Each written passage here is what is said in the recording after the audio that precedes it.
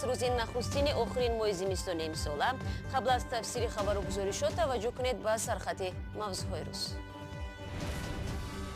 Тоҷикейр аз парвоз монд. Акнун интиқоли ҷасадҳои муҳоҷирони тоҷик аз Русияро кӣ бар дӯш мегирад? модаре ки беш аз 12 сола се духтари маълулашро парасторӣ мекард, 2 нафари онҳоро аз даст дод. латофат ҳайрон монду модар бо ҷигари сӯхта. ҳамин хеле орзу дорам ки ҳамин як шамона нигоҳбин кунам. худовандо сабр биде. дупаллаи яктарозу ва ё вокуниш ба пулакӣ шудани шоҳрои душанбе бохтар. вазорати нақлиёт аз фоида ҳаф мезанад, сокинон аз зарба ба киса. мо хоҳиш мекунем агар бепул кунад бо файз барака бо зиёдтар мешавад. аммо шурӯъ мекунам аз он ки шӯъбаҳои 2 бонки бузурги Тоҷикистон дар вилояти Суғд соли гузашта пасандозҳои як миқдор муштариёнашонро бозгардонданд. Дар ин бора имрӯз масъулини Бонки Миллӣ зимни нишасти хабарӣ иттилоъ доданд. Агроинвестбанк ва Тоҷик Содиротбанк то ба ҳол аз шароити буҳронӣ берун набаромаданд ва садҳо нафар имкони бозпас гирифтани маблағҳои худро надоранд. Абдулло Ашуров гузориш медиҳад. шӯъбаи Бонки Миллӣ дар шаҳри Хуҷанд гуфт Агроинвестбанк ва Тоҷик Содиротбанк беш аз 8,5 ҳазор пасандози сокинони вилояти Суғдро баргардониданд. беш аз 30 ҳазор муштарии дигар пулҳои худро аз ин банкҳо бозпас нагирифтанд.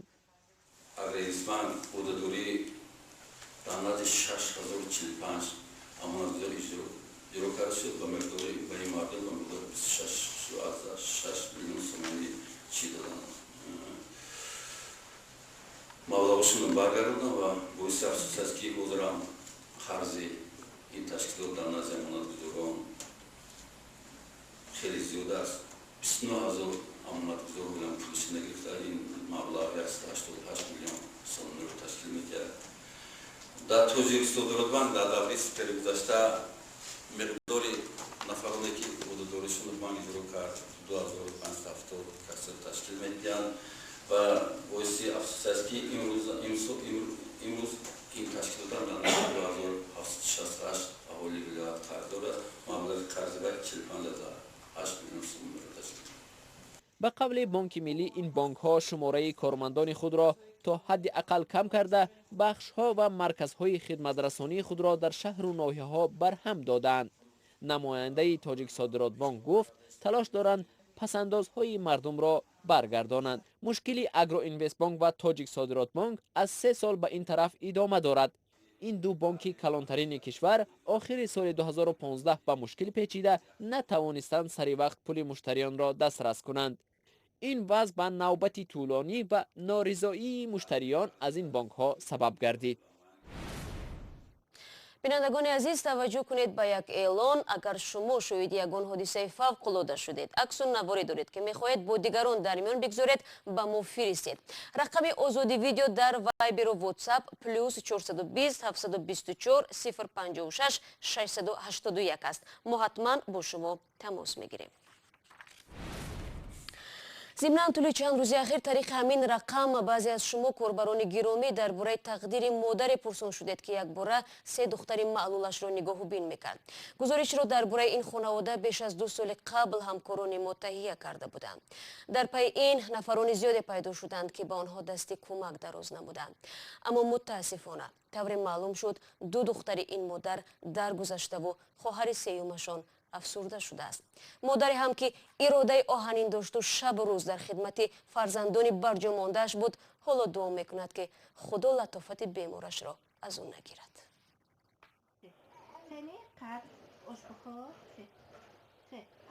марги 2 хоҳари розшунав зиндагии латофати 25-соларо ки ҳамеша рӯи бистар аст, талхтар кардааст. қиссаи зиндагии латофату хоҳаронаш барои тамошобини радиои Озодӣ ошност. ин 3 хоҳари маълулро модар дар хона нигоҳубин мекард. чанд моҳ қабл якбора 2 нафари онҳо ба иллати фишорбаландӣ фавтиданд ва ҳоло ӯ бо латофат танҳо мондааст. чӣ гуноҳе карда бошам, бубахшӣ мана. бачаҳом вони карда натонистам, то набубахшӣ мегӯ. мочаҷон гуфту ҷон дода намедонам, дигарша намедонам. давлени баланд ши дигар парт тамошум рафта намедум духтару даки ҷаван ваеш даки ҷаван одами маҳшар ҷамъ шуда. се духтари ин модар ба бемории нодир гирифтор буданд, аммо бо ин ҳама ӯ аз тапиши дили онҳо шод буд. боша мегум нигоҳ биншон кунум ҳоли баъди ва ё мегум ку асабон безеб шудагӣ баъди ва ё худ ман намегум одам ҳис намекунам бояд ва ё бошам ман нигоҳ биншон кунум ва ёра. ба нақли ӯ баъди марги ду хоҳар латофат хуфту хӯрро гум кардааст ва ҳамеша ба рӯҳи хоҳаронаш дуо металабад. мега очаҷон бара пешакам да биши намозакта бухон ба ҳаққи апо мега дуҳо ку ба ҳаққи апом дуо ку ки апом саъд шавад мегуфт ин ёда. дар бораи сарнавишти ин модар ва се духтари бемораш 2 соли пеш радиои озодӣ гузориш дода буд. он замон даҳҳо афроди хайрхоҳ ба ин хонавода дасти кӯмак дароз карданд. зандои мо хурсанд шид дуои нектон дод ҳама вақт дуои нек медодтона ки худовандо баракат яшона нигоҳ худовандо умри дароз диям одамора ки моро ҳамихел нигоҳ бин кардан ёрдам кардан раҳмат мегуфт. сабаби дубора ба ин мавзӯъ ро овардани радиои озодӣ ҳам суолҳои зиёди бинандаҳо ва шунавандаҳо буд ки мехостанд бидонанд сарнавишти ин модар бо духтаронаш чӣ шуд. то ҳони ҳастам худовандо ака шифо бите якшама бинум ака ҳамин хеле орзу дорам ки ҳамин якшамона нигоҳ бин кунам худовандо сабр бите шукронаи худо мекунам ҳамашта. гузориши шаҳлои абдулло буд ки онро сарвинози рӯҳулло барои шумо тақдим кард. ман барномаро идома медиҳам. Тоҷик Эйр ягона ширкати давлатии ҳавопаймоии Тоҷикистон ки ҷасадҳои муҳоҷирони курии фавтидаро аз Русия ба Тоҷикистон интиқол медод, аз парвоз монд. ин ширкати давлатӣ муваззаф шуда буд тобути шаҳрвандони Тоҷикистонро ки дар Русия фавтиданд ройгон ба ватан орад. ширкатҳои дигар барои интиқоли ҷасад пул мегиранд. ҳамкорам Абдулло Ашуров ба пажӯҳиши ин мавзӯъ машғул буд ва ҳоло имкон дорем маълумоти навро аз ӯ бигирем. Абдулло салом. Худи фавти як муҳоҷири тоҷик дар Русия албатта барои наздикону пайвандон фоҷиа аст, аммо бар замми ин масъалаи интиқоли ҷасад ба ватан пеш меояд ки то ҷои маълум маъракаи пурхарҷ мебошад. бо аз парвоз мондани Тоҷик Эйр ин масъулияти ширкатро ки қаблан Тоҷик Эйр дошт ки бардошт мегирад? салом Шаҳло, бо аз парвоз боз мондани Тоҷик Эйр қисмате аз парвозҳои ин ширкатро ҳоло ширкати Сомон Эйр иҷро мекунад. тавре бархе аз фаъолони ҷамъиятӣ ва раҳбарони созмонҳои хайрия ки дар интиқоли ҷасади муҳоҷирони фавтида ба Тоҷикистон кӯмак мекунанд мегӯянд ҳоло ширкати Сомон Эйр ҷасадҳоро аз шаҳри Москав ба Тоҷикистон интиқол медиҳад, вале ширкатҳои дигар аз ҷумла ширкатҳои русӣ ки ба Тоҷикистон парвоз анҷом медиҳанд барои интиқоли ҷасад пул мегиранд. нархи интиқоли як ҷасад баробар ба нархи 3 билети маъмулии ҳавопаймо будааст. бинобар нархи ҳозираи билетҳо ин тақрибан 45 000 рубли русӣ баробар ба 700 доллари амрикоӣ аст ки барои аксарият албатта хеле гарон аст. Абдулло, дар маҷмӯъ интиқоли як ҷасад ба Тоҷикистон чӣ қадар харҷ дорад ва дар ҳолате ки пайвандони шахси фавтида ин маблағро надошта бошанд чӣ иттифоқ меафтад? нахуст дар мавриди нархи интиқоли ҷасадҳои фавтида Шаҳло, ба гуфтаи корафтодагон нархи интиқоли як ҷасад аз 100 то 150 000 рубли русӣ харҷ дорад. ҳомиёни ҳуқуқи тоҷик дар Москав мегӯянд бештарини харҷ ҳангоми гирифтани ҷасад аз сардхонаҳо сурат мегирад, чун сардхонаҳои Русия хусусан шаҳри Москав барои ба наздикон додани як ҷасад аз 30 то 50 000 рубл ва гоҳо то 80 000 талаб мекарданд. бар замми ин 20-30 000 рубли дигар ҳаққи хидмати ширкати дафну интиқол бояд дода шавад ки ҷасадро омода мекунад ва тобути махсус ҷой мекунад ки танҳо бо ин гуна тобут ширкатҳо омода ҳастанд ҷасадро интиқол диҳанд. оё ягон омуре низ ҳаст ки чӣ миқдор ҷасад дар як сол ба Тоҷикистон интиқол меёбад? бале Шаҳло, фаъолон дар шаҳри Москав масалан мегӯянд ки танҳо дар як ҳафта тақрибан аз 3 то 4 нафарро ба Тоҷикистон мефиристонанд. Тибқи омори расмӣ дар 9 моҳи соли гузашта 85 нафар муҳоҷирони тоҷик дар Русия фавт диданд, аммо бинобар оморҳои ғайрирасмӣ ҳар сол то 1000 нафар шаҳрвандони Тоҷикистон дар ғурбат бо иллатҳои мухталиф аз олам чашм мепӯшанд ва ҷасади онҳо ба Тоҷикистон интиқол дода мешавад. خیلی دردآور است. تشکر عبدالله برای صحبت. شما برنامه خبری رادیو آزادی رو تماشا دارید. احتمال در آخر سال جاری پولکی شدن شهرهای دوشنبه بختر از حال بعضی ساکنان و رانندگان کشور را نگران کرده است. آنها میگویند اقدام مذکور به کیسه به این هم تیهی آنها ضربه ایلوگی میزند.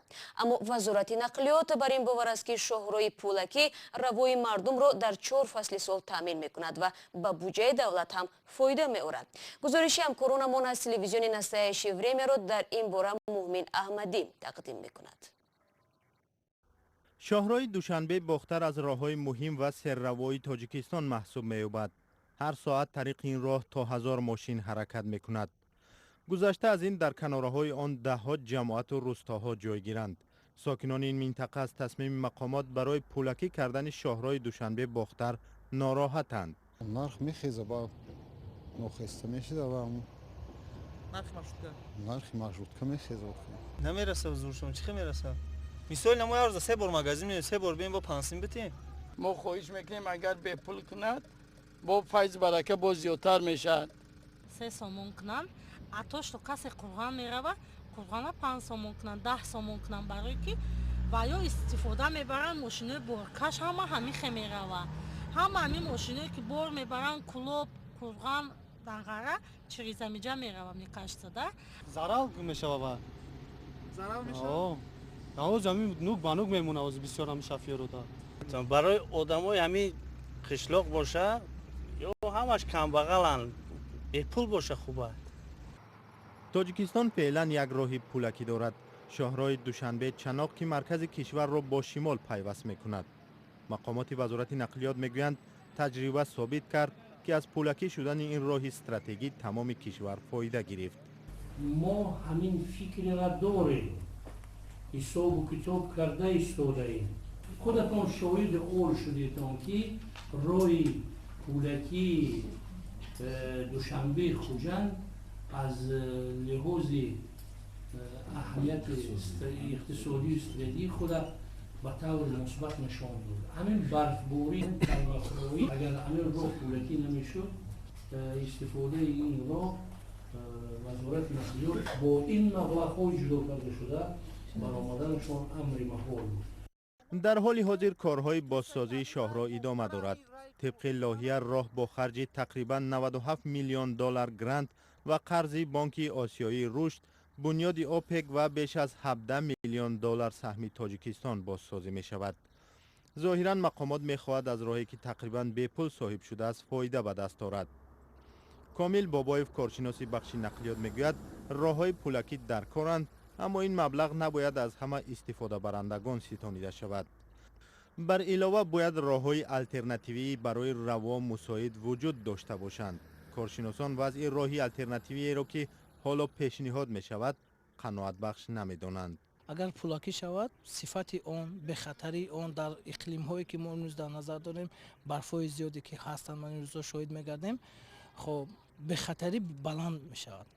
یعنی که برای استقامت کنندگانی یعنی که برای شهروندان جمهوری تاجیکستان همه چیز کمتر بار می شود یعنی که دشواری بر میان می آورد.